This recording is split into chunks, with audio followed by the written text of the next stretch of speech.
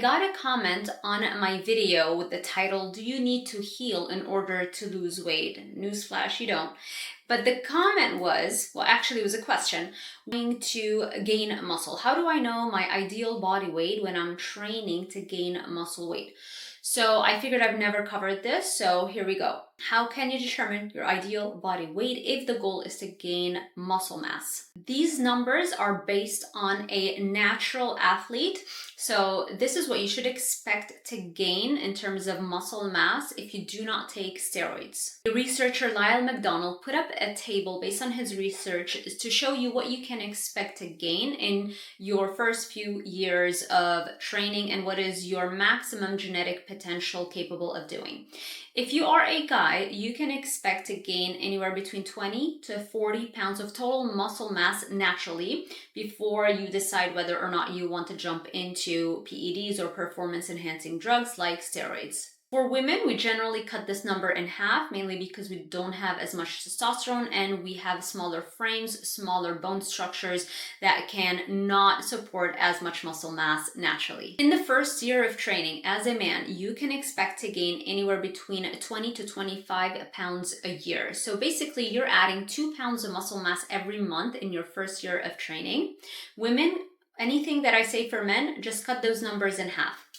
In the second year of training, men can expect to put on half of that amount. So basically, you're adding around 1 pound of muscle a month for all of the next year for a total of 10 to 12 pounds. And then the third year of training, you can expect to gain 0.25 pounds of muscle mass per month for a total of 5 to 6 pounds in total. And in the fourth year of training and beyond, you can expect to gain anywhere between 2.5 to 3 pounds of muscle mass per year. All of this is taking into consideration that you are training consistently with progressive overload, meaning as you're training, the intention is to constantly be training at the edge of your comfort zone. A little bit of pain is really the goal. If you're not a little bit uncomfortable, a little bit in pain, then you're not really sending a strong enough signal for your body to synthesize more muscle. Another thing is that you have to be in a caloric surplus. So if you're doing carbohydrates, so you are not in ketosis, you want to make sure you are not in a caloric deficit. It gets really tricky when we're including carbs because it's very difficult to determine exactly how much calories you should be eating, just the right amount above your maintenance, but not so much so that you're also gaining body fat. But if you're doing it in a ketogenic way, I believe it's so much easier because your body knows exactly how much to tap into in order to get the energy needed to build muscle. When you are in a ketogenic state, your body has access to all of your fat stores. Even if you are a lean individual, you're still storing around 77,000 calories worth of stored energy in your fatty tissues. So compare that to somebody who's overweight or obese, they have even way more calories. So even if you are a lean individual, you have 77,000 approximately calories stored in your fat cells compared to only around 2,000 calories worth of stored glycogen or stored carbs in your liver and in your muscles. So if you are on a fat-based metabolism, basically you're following a ketogenic or a carnivore diet, you're going to have all of the extra calories that your body needs to tap into to utilize them for building more muscle, and you'll never have to worry about gaining fat because you never have to worry about the exact accurate calculations as to exactly how many calories you want to be eating, that it's just a little bit above your maintenance, but not so much that it's promoting fat gain. You also want to make sure you're eating plenty of protein, anywhere between 0.8 to 1.1 grams of protein per pound of ideal body weight. The higher up you go with the protein, the stronger hormonal signal you're sending to your body to put on more muscle. This is where if you're doing a carnivore diet, you'll probably have the easiest time building muscle. Also, if you're doing a carnivore diet, you're eating more animal fats, which means more cholesterol. Cholesterol is the raw material needed to create testosterone. So your body is not struggling to optimize for creating testosterone, which is what you need to put on muscle. There is genetic differences in how much you can build muscle naturally. So for men, it's anywhere between 20 to 40 pounds.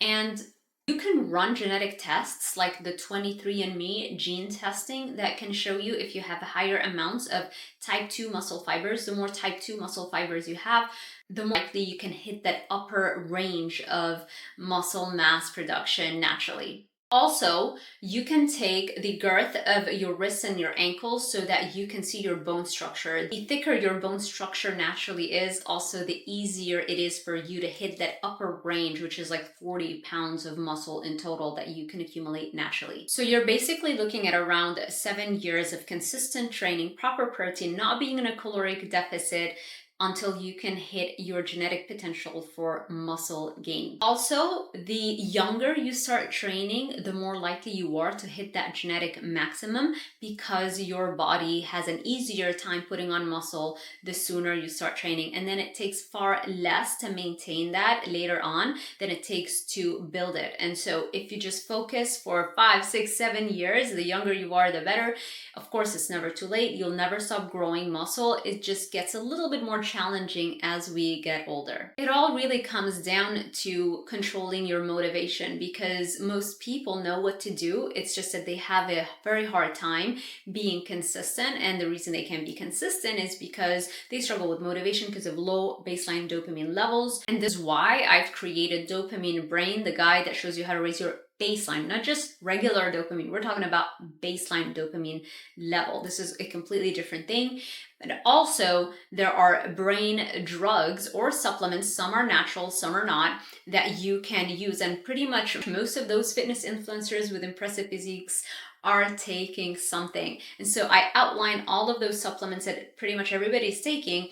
I'm actually taking nicotine. I have nicotine lozenges right now, which I always take when I'm researching content, when I'm writing my guides, when I want to film and I want my brain to be working top notch and just to have an easier time being motivated and being productive.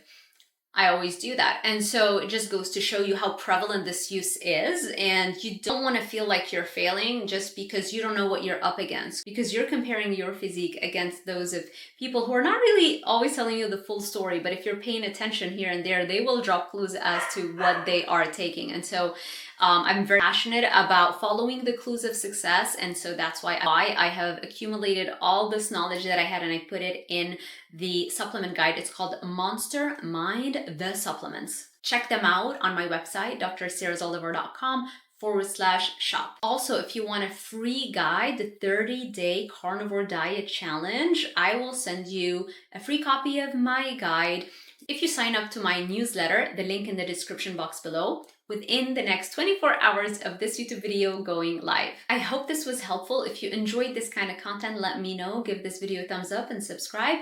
Hit that little notification bell icon so YouTube alerts you every time I post a new video. Thank you so much for watching, and I will see you in the next one.